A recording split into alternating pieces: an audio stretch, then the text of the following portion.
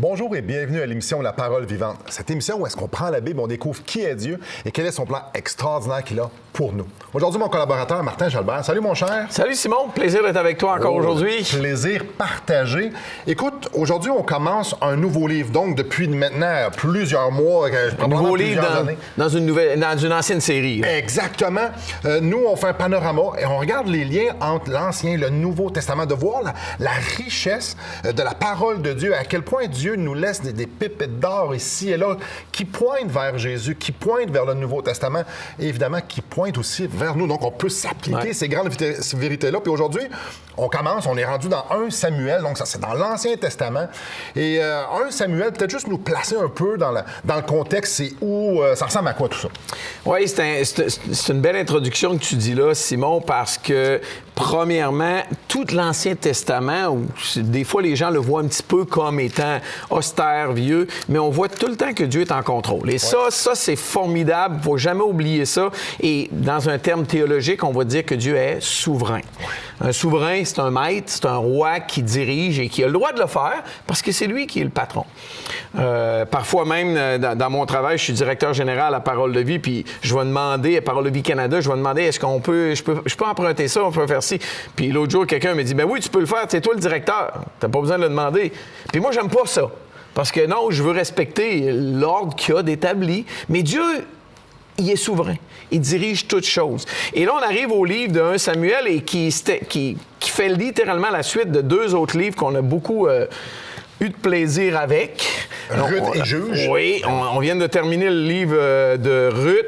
Et c'est intéressant que j'ai rencontré des auditeurs souvent, puis les gens semblent avoir beaucoup apprécié le livre de Ruth, verset par verset, la beauté, le trésor, le rayon, l'oasis au milieu du désert. Hein? Oasis, absolument. Le désert qui était la période des juges en Israël. Oh, que c'est lourd. Très, très lourd. Puis j'ose répéter le fameux verset thème. Je ne sais pas si c'est un verset thème, un verset clé qui nous aide à comprendre. En ce temps-là, en Israël, il n'y avait point de roi. Chacun faisait ce qui lui semblait bon. Et, comme j'aime à le dire, c'était pas toujours très, très rose. Et on est littéralement là dans le livre de 1 Samuel. On est dans la période des juges en Israël qui se termine. Parce qu'on va commencer une nouvelle ère. Donc, le livre de 1 Samuel est comme une période transitoire, un tremplin entre la période des juges, où ce que Dieu voulait que le peuple honore le roi. Le roi, c'était qui? C'était Dieu lui-même. Ouais. Mais là, les êtres humains le peuple de Dieu va dire, non, on va avoir un roi sur nous autres. Puis on va en parler dans une autre émission plus tard. Mais on est un petit peu dans cette période transitoire-là, de transition entre les deux. Moi, ce qui me fascine, c'est Dieu dirige son peuple. On l'a vu dans la sortie d'Égypte avec la colonne de nuée. Puis Dieu est là. Dieu parle au travers de Moïse, de Josué. Il parle au travers des juges. Puis il est là. Il est présent. On le voit dans Ruth. Ruth, c'est partout. C'est mur à mur et tout ça. Donc Dieu est présent avec eux. Puis, comme tu l'as dit, à un moment donné, ils vont faire comme... Ah! Puis justement, dans le journalier, ils faisaient ce qui leur semblait bon. Et ça peut nous paraître un peu... ça doit être le fun, ça.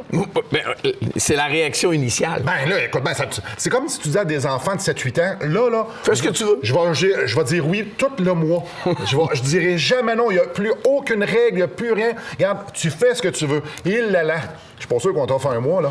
Je vais te donner une illustration claire. La première année de l'école biblique Parole de Vie où je travaille, on avait dit aux étudiants, on n'a pas de manuel de la vie étudiante. OK. Chacun fait ce qui lui semble bon. On l'a pas dit de même ouvertement, OK? Dans le milieu de l'année, il a fallu arriver et mettre certaines règles de direction commune pour la vie en dortoir. Bien, c'est clair. Pourquoi? Bien, parce que chacun faisait ce qu'il voulait. C'est à quelle heure qu'on se couche quand tout le monde fait ce qu'il... C'est exactement le point qui est arrivé, la première chose. Est-ce qu'on met un couvre-feu? Ah, mais on est tous des adultes, des gens qui aiment Dieu, qui honorent Dieu dans leur vie. Mais on vit en dortoir. En communauté, ça prenait des règles de fonctionnement. Alors, 1 Samuel, c'est dans ce contexte-là. Le monde font ce qu'ils veulent. Et puis, 1 Samuel va vraiment nous déballer. 1-2 Samuel, c'est un livre qui a été séparé en 2. Ça commence qu'il n'y a pas de roi. C'est Dieu qui dirige. Le peuple fait à peu près ce qu'il veut. Et puis, une fois de temps en temps, ça va pas bien, il crie à Dieu, puis Dieu les délivre. Et il va y avoir 2 rois marquants tout au fil de 1 et 2 Samuel qui vont s'appeler Saül et David. Donc, David, c'est un grand parmi les grands dans la Bible. Exact.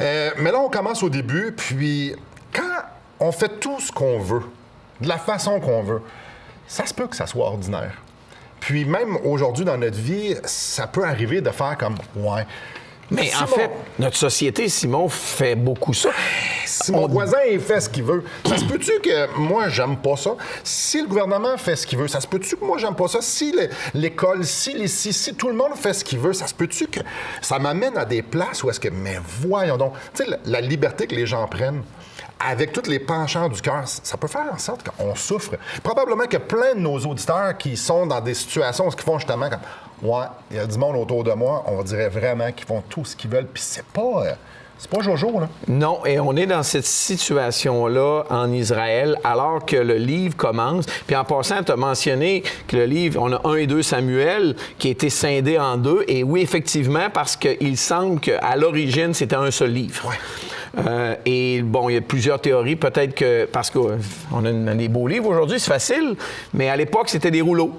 Donc, pour un côté pratique, peut-être qu'il a été scindé en 2, mais c'est vraiment un livre. Ouais. Le livre du prophète Samuel ou du juge Samuel, tout dépendant où ce que tu regardes, parce que c'est clair que Samuel a eu les 2 rôles. Mais on va arriver aussi au commencement de l'ère des grands prophètes. Puis là, il y en a des connaisseurs de la Bible qui vont dire « Oh non, mais les prophètes, ça commence à Isaïe, Jérémie. Oh, minute. » Le texte de la biblique est clair. De toute façon, la problématique, c'est que... C'est quoi la définition d'un mot prophète, du mot prophète? Dis-nous ça, mon cher. Nabi, c'est le mot hébreu qui est utilisé. En passant, je ne suis pas un expert en hébreu, mais ça veut simplement dire celui qui parle pour. Parle de la part de Dieu. Et c'est pour ça qu'on lit souvent dans les prophètes.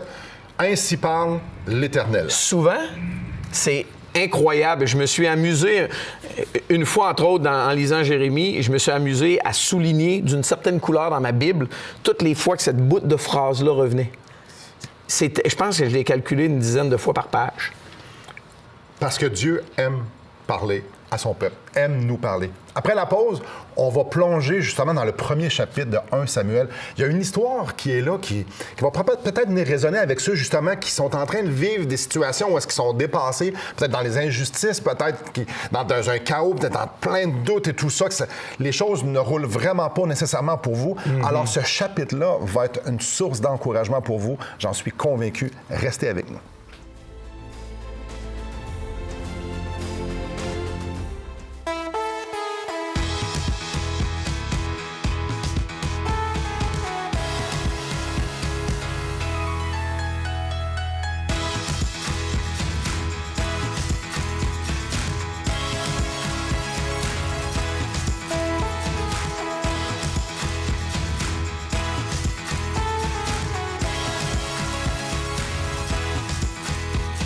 Pour en savoir plus, visitez radioespoir.ca. Très bonjour à vous. On est dans 1 Samuel et dans 1 Samuel, il y a quelques acteurs qu'on voit là. On voit Elkana, on voit Pénina, on voit Anne et on voit Élie. Peut-être peux-tu nous démêler tout ça? Bien, c'est tout simplement... commençons avec Élie, parce que je pense que c'est important de mettre le contexte. Élie était à Silo. Silo, c'est où? Une ville en Israël très, très importante parce que pendant environ 400 ans, le temple, le tabernacle, le temple, il va être bâti plus tard. Le tabernacle, le système portatif, a été dressé là de façon quand même permanente à Silo. Pas à Jérusalem, ça va venir beaucoup plus tard, ça. Donc, les sacrifices, c'est là que Dieu allait rencontrer son peuple. Oui, et j'ai eu le privilège de visiter Silo. C'est comme dans un creux, il y a 3 montagnes tout le tour.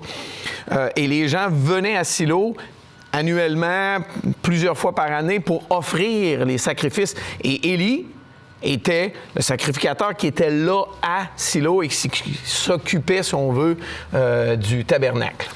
Elkana, un monsieur avec 2 femmes, Pénina et Anne. Et il y a des éléments qui ressortent, puis tu fais « Ah ouais, OK, c'est vraiment spécial. » Si on va voir au verset 5, « Mais il donnait à Anne une portion double, car il aimait Anne que l'Éternel avait rendue stérile. » Première des choses, on voit au verset 4 qu'il y en a que Pénina a des enfants, Anne n'en a pas. Là, il y a plusieurs affaires qui sont...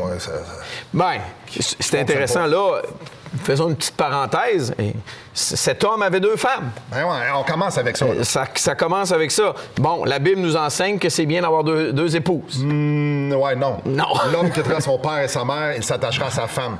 Ça c'est dans le Genèse. Oui. C'est au tout début. Et comme on a souvent dit, je pense, dans cette émission, comme moi j'aime à le dire, Dieu a créé Adam et Ève et Èvette. Non, juste Ève. Juste Ève. Okay. On comprend l'image, hein? Donc, le plan de Dieu pour le mariage, c'est entre un homme et une femme, et juste un homme et juste une femme. Exact. De toute façon, l'histoire qu'on voit là nous montre bel et bien les problématiques. Parce que Pénina avait des enfants, l'autre n'en avait pas. Puis Pénina, elle mortifiait l'autre, Anne, parce qu'elle n'avait pas d'enfants. Puis, notre ami Elkana, lui, aimait Anne. T'as 2 femmes, puis t'en aimes une plus que l'autre. Ben oui, c'est sûr que ça... En partant, là, ça, c'est champion. C'est parfait pour la paix dans la maison. Oh, tu l'as dit.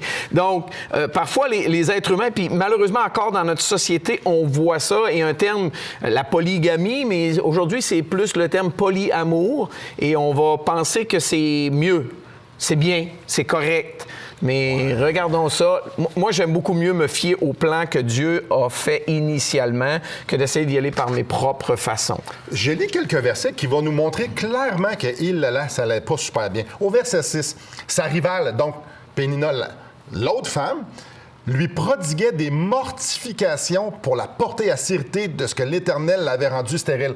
Donc, la narguait, était pas fine avec « Attends, toi, là, Dieu t'a rendu stérile. » Il faut comprendre que une femme stérile dans la culture ici et tout ça, il y a une grande honte. Toi, tu n'es pas béni. Dieu ne te permet pas d'avoir d'enfants. Et clairement que tu as du péché dans ta vie. Clairement que Dieu a un regard défavorable pour toi. Alors, Anne, dans le noyau familial, là, est en dessous de tout le monde. Et Pénina lui rappelle. Elle lui rappelle. Et je vais aller le verset 7. Oui, c'est ça que j'allais dire. Le verset 7 dit que oui, ça se passait de même. Et toutes les années, il en était ainsi. OK, c'était long. Là. Oui, c'était long. Elle lui rappelle, c'est dur. Donc, Anne est dans cette place-là que c'est difficile. Mais c'est pas fini. Chaque fois qu'Anne montait à la maison de l'Éternel, Pénina la mortifiait de la même manière. Alors, elle pleurait et ne mangeait point. C'était difficile. Mais le verset 8... c'est là que ça brise tout. Elkana, son mari, lui disait « Anne, pourquoi pleures-tu? Ne manges-tu pas? Pourquoi ton cœur est-il attristé? Est-ce que je ne vaux pas pour toi mieux que 10 fils? » C'était un bon psychologue, cet Elkana, hein? Ça, il m'a échappé, là. Soyons honnêtes, on a probablement déjà fait ça avec nos épouses, Simon. Dit une chose pour essayer d'encourager notre épouse et que ça l'a fait carrément le contraire. C'est coupable 100%. Oui, on peut s'identifier, mais en somme, c'était pas brillant comme commentaire de la part de son mari, cette femme-là. Puis même la suite nous le montre que ça n'a rien changé. Et si on se met juste un instant dans les souliers d'Anne, elle a vu quelque chose d'extraordinairement lourd. Là. Premièrement, elle, juste avec elle-même, envers Dieu, dit « Pourquoi moi, j'ai pas d'enfant? » Et là, envers l'autre femme, elle se fait mortifier, elle pleure. L'autre fait tout pour que Anne dérape puis qu'elle s'aigrisse contre Dieu. Et son mari, écoute, il a une intelligence émotionnelle comme d'un 2x4. Ça, écoute, il lui dit une platitude. Il dit « Hey, je suis là, moi, tu manges. Pourquoi je tu vaux pleures? 10 fils. » Aïe, aïe, aïe. Fait elle, là, elle est incomprise. Elle, par rapport avec Dieu, plein de questions. Avec l'autre femme, ça marche pas. Avec son mari, son mari la comprend pas. Hey boy! Mais Simon, c'est là que j'aime la tournure du texte biblique, de la parole de Dieu. Ouais. Elle a tout ça, là. À chaque année, là, Pénina arrive, son mari vient dire une platitude comme ça. Comment est-ce que Anne réagit? Et moi, j'aime beaucoup ça. Anne se leva, au verset 9, Anne se leva, après que l'on eut mangé et bu à Silo, et là, Élie était assis sur son siège près de la porte du temple de l'Éternel. Et regardez le verset 10. L'amertume dans l'âme, elle pria l'Éternel et pleura abondamment. Ce que j'aime, Simon, c'est que cette femme-là, malgré l'Éternel l'a rendue stérile, elle n'a pas d'enfant, son mari n'est pas le plus brillant dans ses commentaires, c'est difficile, elle ne s'éloigne pas de Dieu. Au contraire. Au contraire, elle s'en va vers Dieu. Elle va parler à Dieu. Et le texte se poursuit. L'amertume dans l'âme, elle pria l'Éternel et pleura abondamment. Elle fit le vœu suivant. Éternel, maître de l'univers. Elle parle à Dieu. Elle va faire un vœu à l'Éternel. Elle veut être dans la présence de Dieu. Elle n'est pas en train de remettre ça. Dieu n'existe pas. Regarde, c'est pas quoi, là? Oui, comme le réflexe de plusieurs est... Soyons honnêtes, des fois, on peut avoir le réflexe ainsi, mais elle, dans son épreuve, elle se tourne vers Dieu. Quelle belle leçon pour toi, pour moi, puis pour chacun de nos auditeurs, de se tourner vers Dieu, même quand on ne comprend pas. Et Anne ne comprend pas qu'est-ce qui se passe. Qu'est-ce que tu en penses que tu offres le livre blanc qui est là? Oui, c'est... Souvent, on vous offre un Nouveau Testament gratuit, mais pour l'histoire qu'on est en train de lire, ce sera peut-être pas le mieux. On vous parle... Procurez-vous une Bible. C'est sûrement... c'est le livre le plus vendu dans l'histoire de l'humanité, encore aujourd'hui. C'est un livre qui est très peu dispendieux à se procurer. Vous voyez l'adresse au bas de l'écran et on vous invite à vous procurer une Bible complète et pour lire les histoires de l'Ancien Testament qui sont si savoureuses et qui nous connectent, qui nous aident à comprendre le Nouveau Testament. Justement, après la pause, on va regarder comment cette histoire-là se déballe dans le Nouveau Testament et comment ça peut avoir un impact majeur dans notre propre vie. Restez avec nous. Depuis maintenant 15 ans, nous avons l'immense privilège d'annoncer la bonne nouvelle de Jésus-Christ. Par la grâce de Dieu, nous avons fait plus de 500 émissions, distribué gratuitement des milliers de livres et que dire des centaines de personnes qui ont répondu par la foi à l'appel de Jésus. Aujourd'hui, nous aimerions inviter ceux qui ont reçu cette bonne nouvelle à faire équipe avec nous. Aimeriez-vous avoir un impact dans la francophonie pour l'Évangile? Joignez notre équipe en participant financièrement à la production de l'émission et en nous permettant de continuer à offrir de la littérature gratuitement à ceux qui sont ouverts à l'Évangile. Contactez-nous. Il nous fera plaisir de vous partager comment vos prières et vos dons peuvent faire la différence.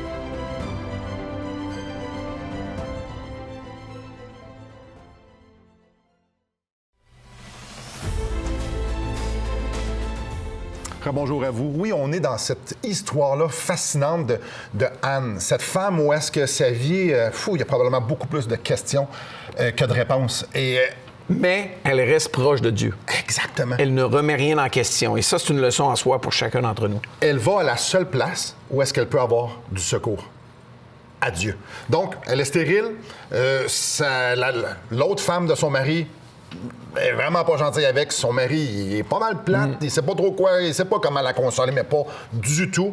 Et puis Anne s'en va voir l'Éternel et je te et là, laisse y aller avec elle ça. fait un vœu à Dieu. Et le vœu a dit, si tu n'oublies pas ta servante au verset 11 et tu lui donnes un fils, je le consacrerai à l'Éternel pour toute la durée de sa vie.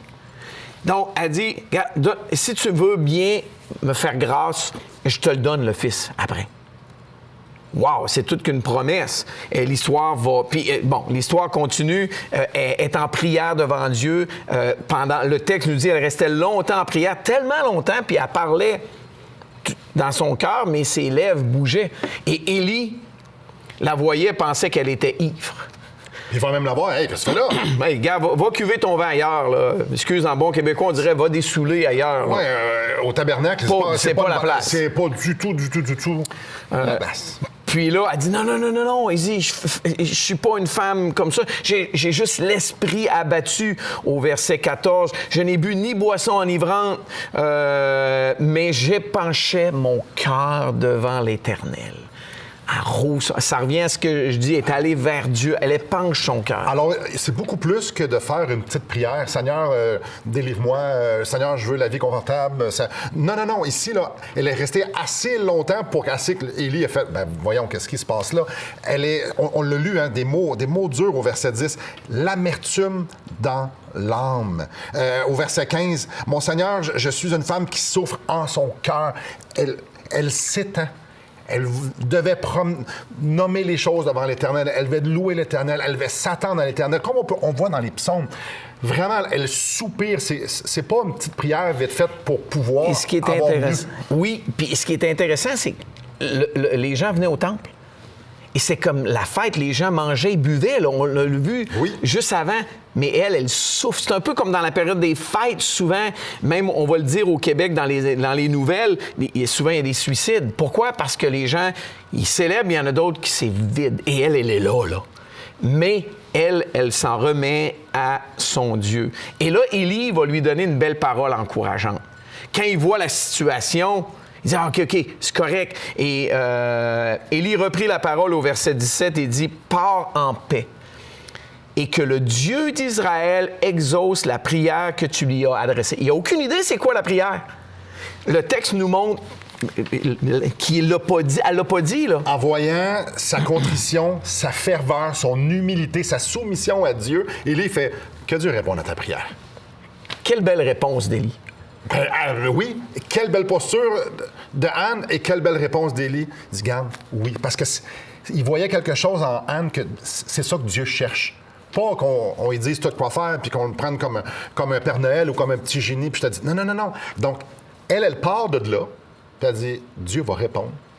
Puis, justement, elle répondit que ta servante trouve grâce à tes yeux. Et c'est comme un moment charnière dans le texte. Comme on disait avant en discutant, là, et Élie, c'était un homme hyper important. À l'époque, probablement l'homme le plus important. Ouais, et là, il va parler à la petite madame qui a l'air qui pleure au temple. Là. Mais cette parole-là change tout. Faisons attention à nos paroles. Mm-hmm. Elles peuvent blesser. Elkanah a sûrement... Son mari, lui, l'a échappé, mais... Élie... Tout le contraire. Tout le contraire. Et regarde la suite du texte. Cette femme s'en alla. Elle se remit à manger, elle a arrêté de jeûner, et son visage ne fut plus le même. Moi, dans mon texte biblique, j'ai souligné ça de deux façons. Ils se levèrent de bon matin et après avoir adoré l'Éternel, ils partirent, retournèrent à Rama. Sa vie était changée. Et la suite du texte... Au verset 20, hein? Exact. Elkanah eut des relations conjugales avec Anne, sa femme, et l'Éternel se souvint d'elle. L'Éternel a permis qu'elle conçoive et enfante un fils. Et ce qui est extraordinaire, c'est que ce fils-là, c'est Samuel. Et Samuel, c'est pas n'importe qui. On est en train de regarder le livre de Samuel. Donc Samuel, c'est pas n'importe qui. Non seulement Dieu a répondu à sa prière, elle est devenue enceinte, mais le fils qu'elle a eu, comme elle l'a dit, elle l'a consacré à l'Éternel et ce fils-là est devenu, un grand. Dieu l'a béni énormément. Donc, après la pause, on va faire un lien avec la posture de Anne, d'être contrit et de vouloir Dieu. C'est ça qu'elle désirait, avoir Dieu, épandre son cœur. On va faire un lien dans le Nouveau Testament parce que c'est le même Dieu. Et on va voir combien Jésus accueille les gens qui viennent à lui. Restez avec nous.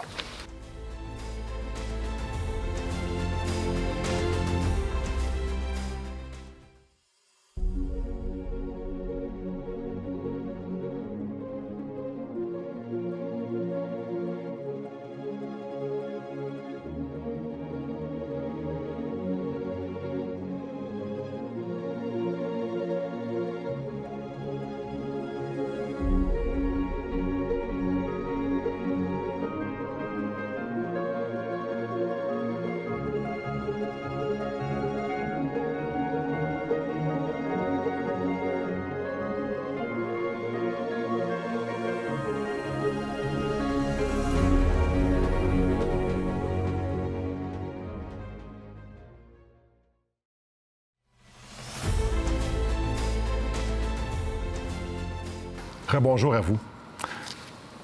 L'histoire de Anne, dans bien des mesures,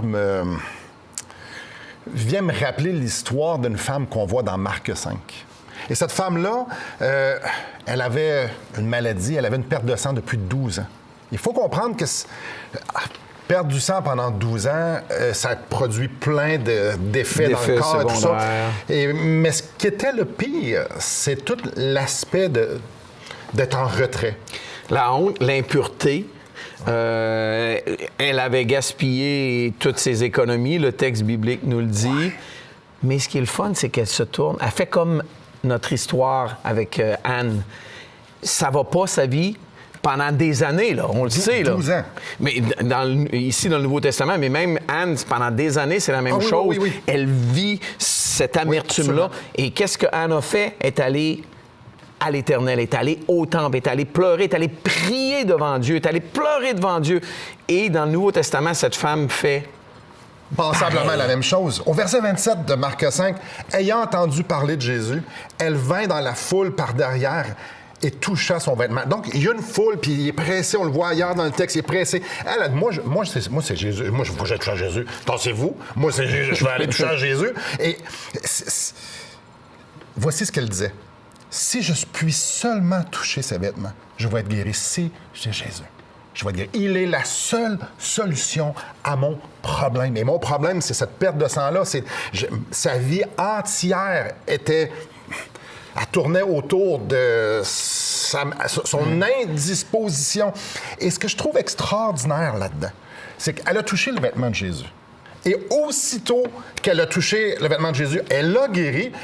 Et Jésus se revient d'abord dans la foule, on lit ça à la fin du verset 30. Qui a touché mes vêtements? Même ses disciples vont comme, mais là... Oui, voyons, regarde. Tout le monde touche les vêtements, on est en train de... On est dans une foule, on est en train de marcher. Il dit, non. Et au verset 32, non. Il regardait autour de lui. Moi, je veux voir. Il la cherchait.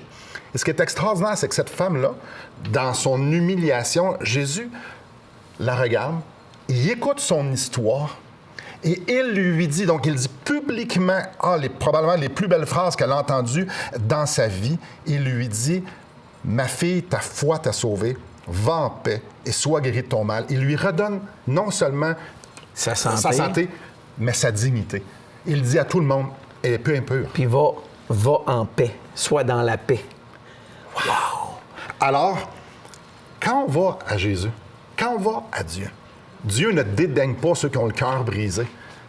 Il est celui qui accueille. Et le point que je trouve intéressant, puis surtout dans l'histoire ici, c'est qu'elle elle a reconnu qui était Jésus. Même si tous les leaders, malgré tous les miracles qu'ils avaient vus, ils ne l'avaient pas reconnu. Elle avait reconnu qui était Jésus. Et malgré les 12 ans de souffrance atroce, elle veut encore s'approcher de Dieu, du Sauveur qu'il avait promis d'envoyer, puis qui marchait devant elle, à Jésus. Alors, je ne sais pas ce que vous êtes en train de vivre.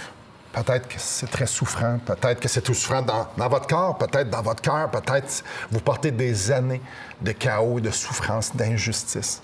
Alors, ces deux histoires-là nous démontrent une chose, c'est que nous sommes bienvenus auprès de Dieu. Dieu entend, Dieu écoute, Dieu nous voit et Dieu veut nous parler, venir nous consoler. Alors, je vous encourage, tournez-vous vers lui. Merci beaucoup, Martin. C'est Simon. Merci à vous et que le Seigneur vous bénisse.